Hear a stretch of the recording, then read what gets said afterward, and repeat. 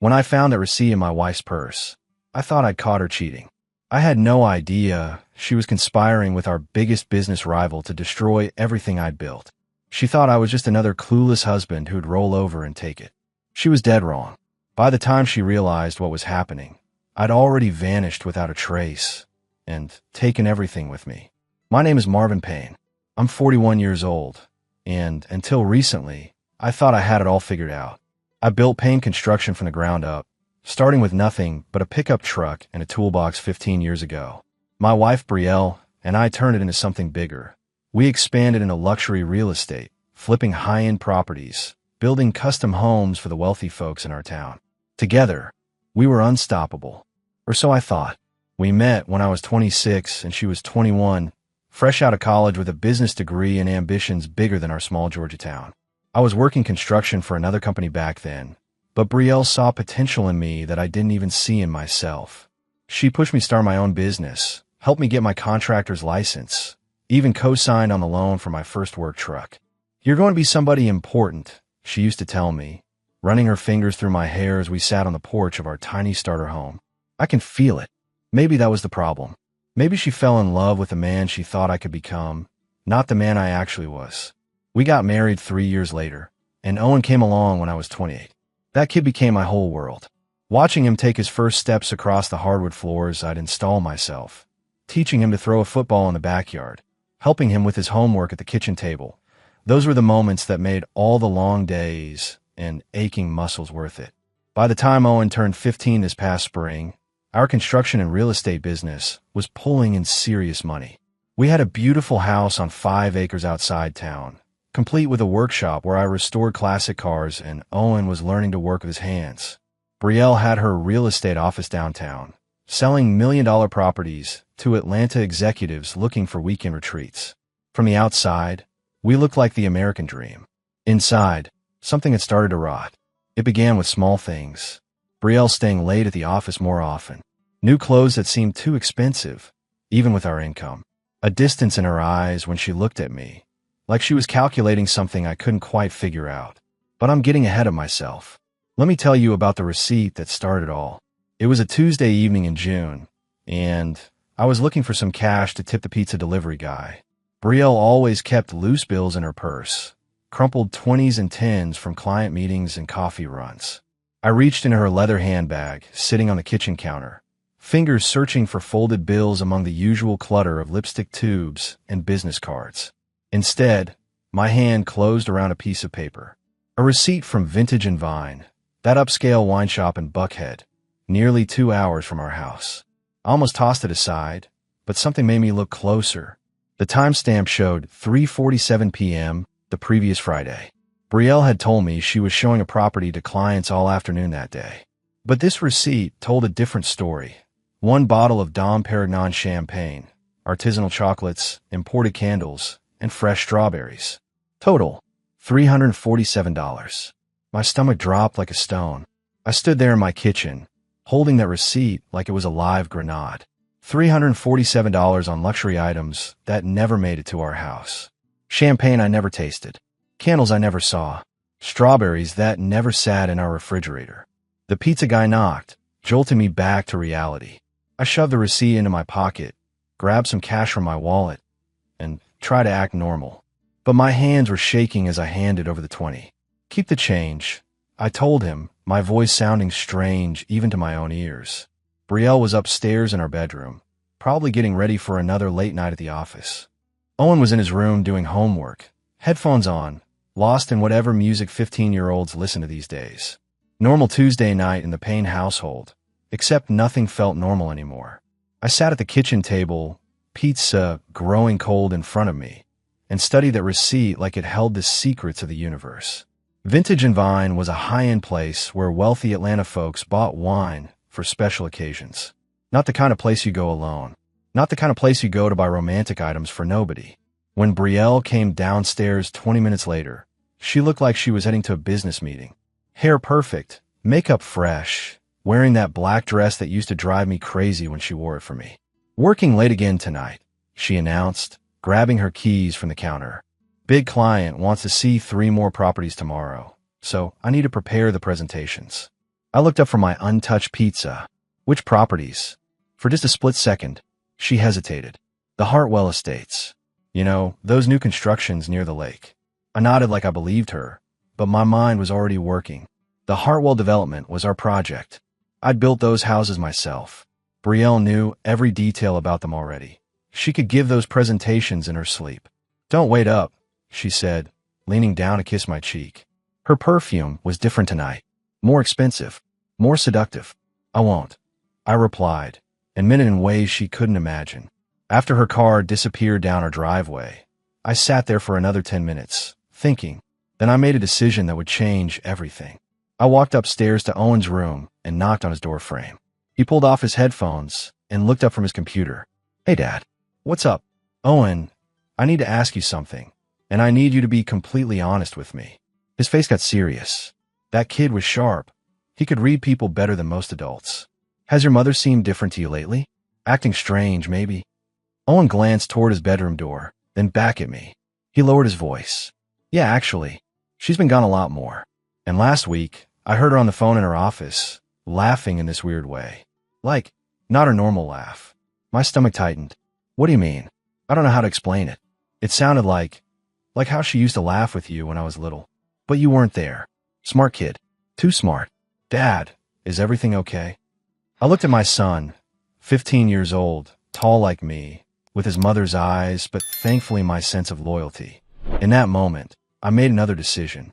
Owen, can you keep a secret? Owen's eyes widened, but he nodded slowly. Yeah, Dad, I can keep a secret. I sat down on the edge of his bed and pulled out the receipt. I found this in your mother's purse tonight. He took it, scanning the items and the timestamp. His face went pale as he processed what he was seeing. Dad, this is from last Friday. Mom said she was at the office until 8 that night, showing the Henderson property. She brought home Chinese food and complained about how exhausted she was from dealing with difficult clients all day. Smart kid. He was putting it together faster than I wanted him to. But maybe that was for the best. Owen, I need you to help me with something, but it might be hard for you. Your mother. I think she's seeing someone else.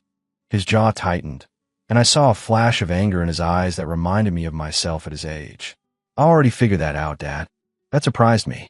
How long have you known? Last month, I was homesick from school with that stomach bug. Mom thought I was asleep upstairs, but I came down to get some water. I heard her on the phone in her office, talking to someone named Cody. She was telling him she missed him and couldn't wait to see him again. She was using this voice I'd never heard before, all soft and flirty. My blood turned to ice. Cody Hendricks.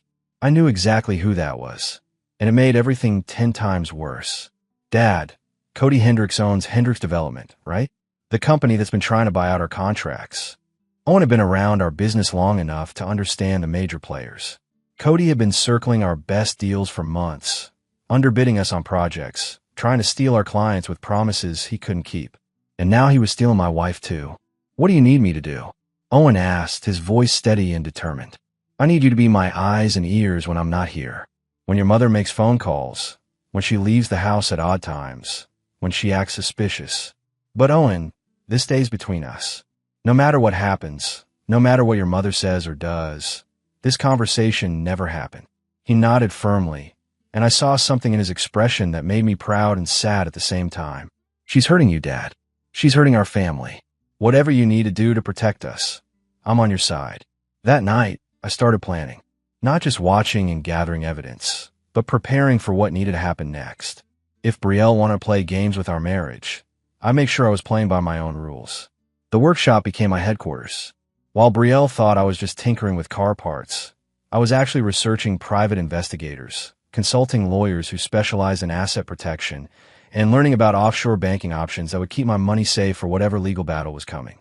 The next evening, Owen came to my workshop with information that made my stomach drop and my anger flare. Dad, Mom got a call from Cody while you were at the hardware store picking up those hinges. She went in her office and locked the door, but I listened through the heating vent like you taught me when we were trying to figure out what was wrong with the furnace last winter.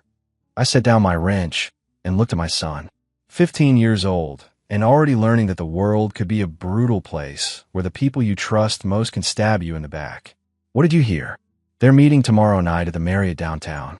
Room 247. Cody said he had a surprise for her, and she laughed and said she had one for him too. Dad, it made me sick listening to it. I put my hand on Owen's shoulder. You did good, son. Tomorrow I need you to stay at your friend Tyler's house after school. Don't come home until I call you, no matter what time it is. What are you going to do? Get proof that will stand up in court. The next evening, I followed Brielle to the Marriott.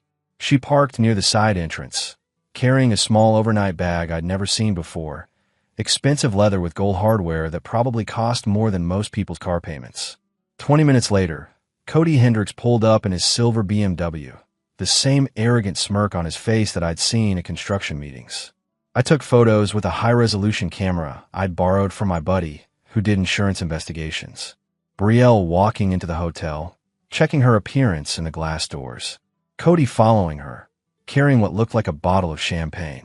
The timestamp on my camera showed 6:47 p.m., the exact same time she told me she was meeting with potential buyers for the Riverside development.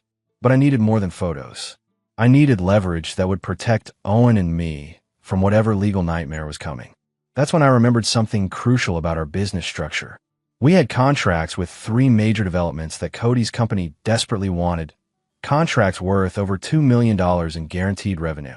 Contracts that were in both my and Brielle's names, but which I had the legal authority to modify under our partnership agreement. Over the next week, I quietly started transferring those contracts to shell companies I created through a lawyer in Atlanta who specialized in asset protection.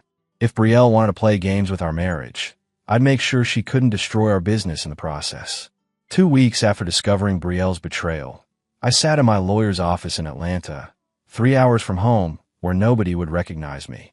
Thomas Blackwood specialized in asset protection for high-net-worth individuals going through messy divorces.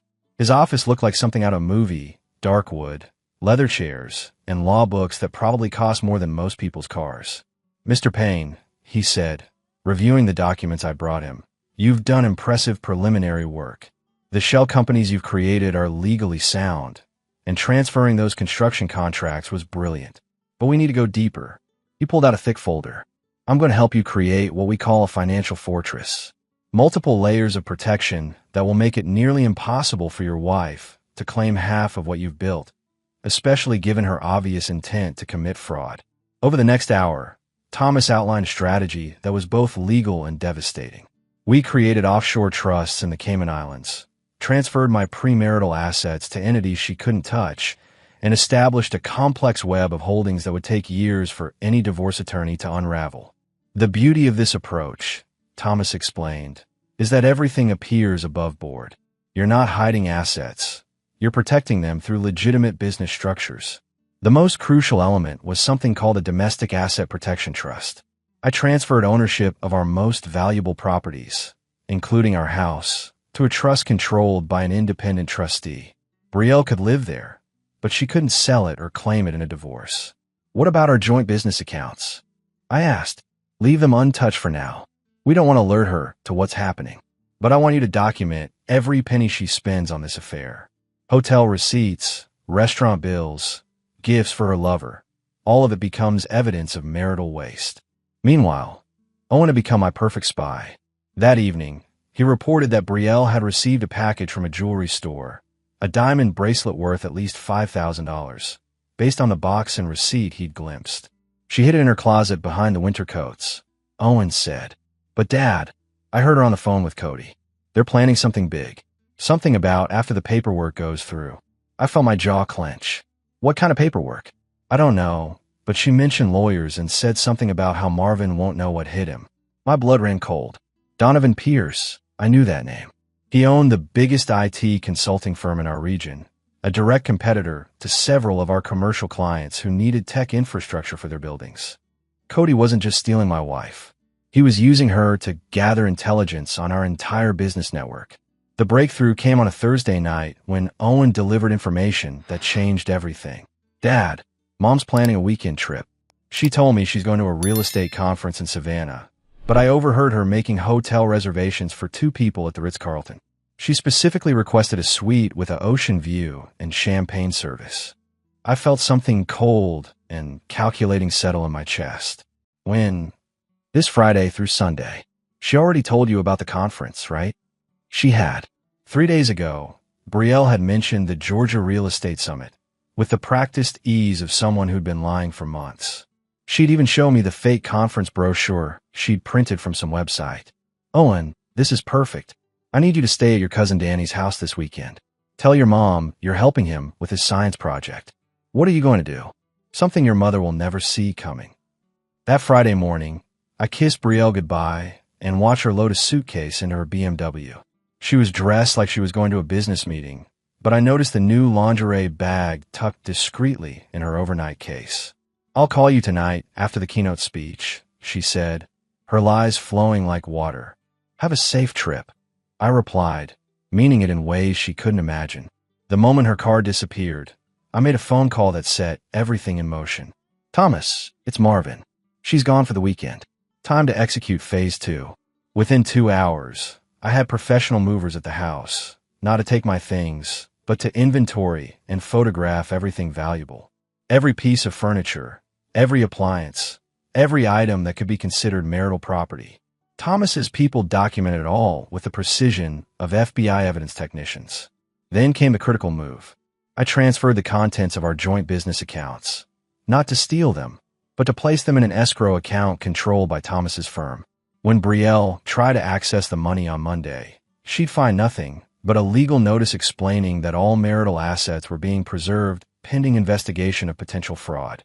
But the real surprise was waiting in her closet. Saturday morning, while she was probably having breakfast in bed with Cody, I had a locksmith change all the locks on our house. I also had security cameras installed in every room, with signs posted clearly stating that the premises were under surveillance for insurance purposes. When Brielle came home Sunday evening, she'd find herself locked out of her own house, with all her personal belongings packed neatly in boxes on the front porch. The note I left was simple. "Brielle, your lies have consequences. Check your email for legal documents. The marriage is over. Marvin." But I wasn't done. The real masterstroke was the registered letter waiting for Cody Hendricks at his office Monday morning. Monday morning brought chaos exactly as I planned. Brielle spent the night at a hotel after finding herself locked out, and by 8 a.m., my phone was buzzing with angry calls I didn't answer. Instead, I was 2 states away in North Carolina, meeting with a man who specialized in helping people disappear legally. Robert Thompson was probably not his real name, but he came highly recommended by Thomas Blackwood. His office was a small, unmarked building in a strip mall that looked like nothing special from the outside. "Mr. Payne," he said, reviewing my case file, "you want a complete identity change, not just relocation. That's more complex, but given your circumstances, entirely justified." Over the next 4 hours, Robert walked me through the process of becoming someone else. Legal name change through the courts, new social security number through a complex but legitimate process involving identity theft victim protocols, even a new birth certificate that would pass any background check. "The key," Robert explained, "is creating a believable backstory. You've been living off the grid for years, working construction jobs for cash, finally deciding to rejoin society. That explains why there's no credit history or digital footprint before now. The cost was substantial, $50,000, but I had that much sitting in cryptocurrency accounts Brielle never knew existed. Money I'd earned from side projects and investments over the years. What about my son?" I asked. "That's the tricky part. You can't legally take him without custody proceedings. But if he's 15 and wants to live with you, family court will usually listen, especially if his mother is facing criminal charges." By Wednesday, Owen was staying with his cousin while Brielle dealt with lawyers and angry phone calls from Cody, whose business was apparently falling apart after losing her contracts. I picked Owen up Thursday afternoon and drove him to a small town in Tennessee where I'd already rented a house under my new identity. "Dad, this is incredible," Owen said, looking around our new place. It was simple but clean, a 3-bedroom ranch with a big garage where I could work on cars and he could learn more about mechanics. "Owen, in a few weeks, you're going to have to decide if you want to stay here with me or go back to Georgia with your mother. If you stay, we'll be starting completely over. New names, new life, new everything." He didn't hesitate. "I'm staying with you, Dad. After what she did, I don't want anything to do with her." That evening, I called Thomas with an update. "The identity change is in process. Owen's with me, and he wants to stay." "What's happening with Brielle?" She's desperate, Thomas replied. Her lawyer contacted me about a settlement. She wants to keep the house and half the business assets. I told him she's not in a position to make demands. What about Cody? Interesting development there. Seems he's married too, and his wife found out about the affair. She's filing for divorce and wants half of Hendrick's development. Between losing your contracts and a messy divorce, he might be looking at bankruptcy. Perfect. They destroyed each other just like I'd hoped. 2 months into our new life in Tennessee, I was David Sullivan, a 41-year-old construction contractor with a clean background and a teenage son named Ryan. Owen had adapted to his new identity with a resilience that had made me proud of him from day one. We were working together in our garage, restoring a 1969 Camaro I'd bought from a local seller, when my secure phone rang. It was Thomas Blackwood. Marvin, or should I say David, I have news. Brielle's lawyer wants to arrange a meeting. She's apparently in serious financial trouble. How serious? She lost the house to foreclosure after she couldn't make the mortgage payments.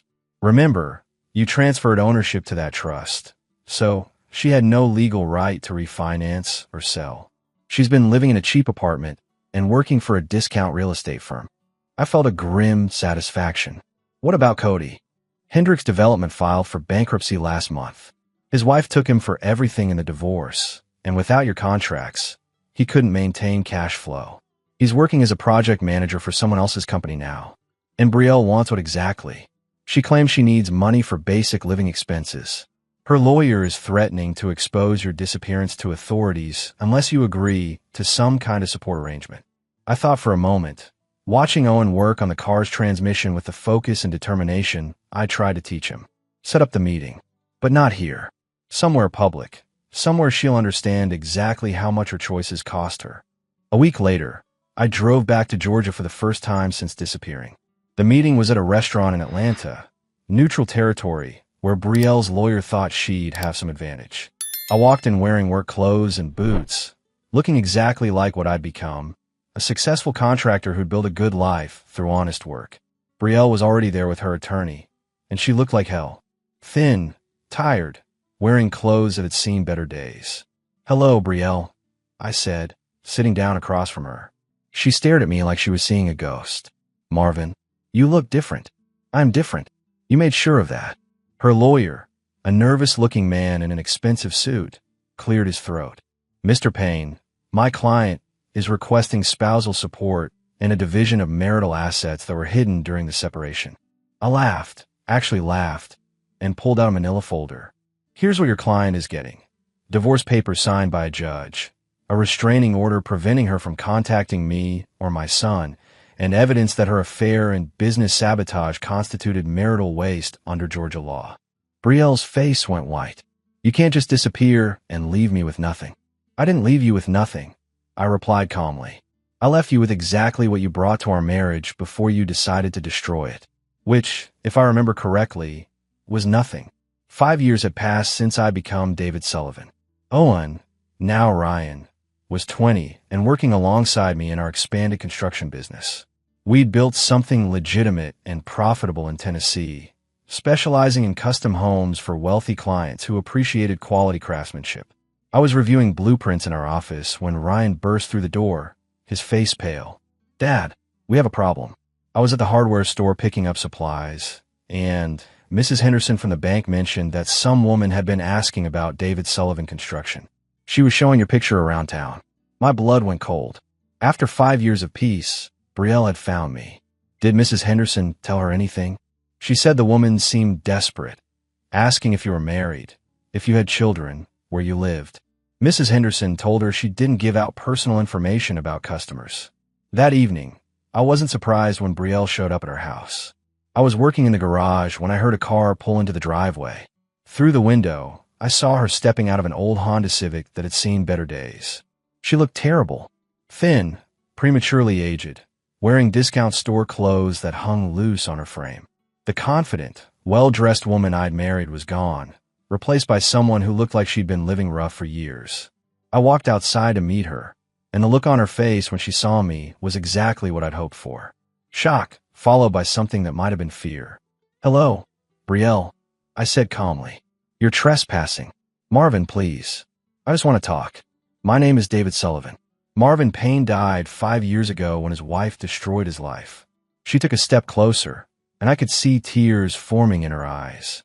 I made a mistake. I know that now. I lost everything because of what I did. Good, I replied without emotion.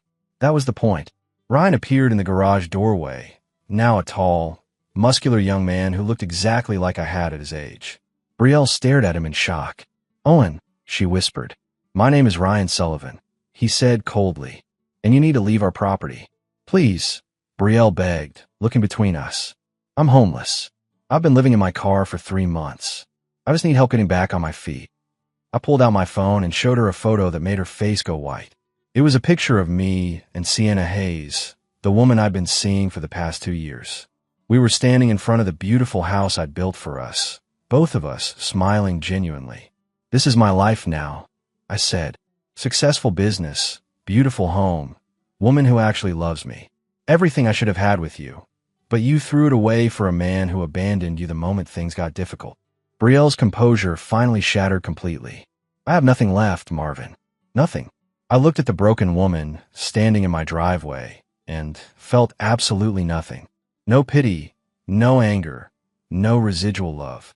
Just the cold satisfaction of seeing justice served. Brielle, do you want to know what happened to Cody after you destroyed our marriage? She nodded weakly, probably hoping for some connection to her past. He used you to get information about our business, then threw you away the moment his wife found out about the affair. He declared bankruptcy, lost his company, and moved to Florida where he works as a supervisor for someone else's construction crew. He makes about $40,000 a year now. Her face crumpled. I know. I tried to contact him last year when I ran out of money. He told me I was a mistake he regretted and hung up on me.